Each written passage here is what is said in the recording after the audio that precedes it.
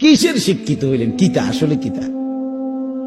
একজন মুসলমান পরিচয়ধারী, আপনার দিলটার মধ্যে এই কথা আসলো না আজ এতটা বছরে যে আমি যে আমার মাওলার কোরআন পড়তে পারি না? ঘটনাটা কি তারে ভাই? আমি যে কি মুসলমান? আরে আমার ইসলাম আমারে এমনি ভুলাই দিল কে রে? আমার আল্লাহ আমারে কেমনে ভুলাই দিল? মা গাররাকা বিরাব্বিকাল কারীম। আল্লাহ বলে আমার মতো দয়ালু মনিব থেকে কে রে তোমারে ভুলাই দিল? কতটি বই তুমি পড়লা ভাইয়া? বাংলা, অঙ্ক, ইংরেজি, পদার্থ, জীববিজ্ঞান, রসায়ন বিজ্ঞান, উচ্চতর গণিত, কিরিং কিরিং প্যাক প্যাক। ওইরা তো থুবাই লাইতে আছে।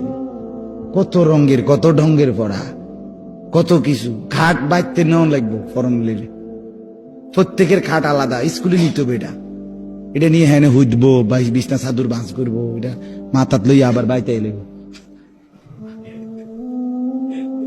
অসাধারণ শিক্ষার প্ল্যান।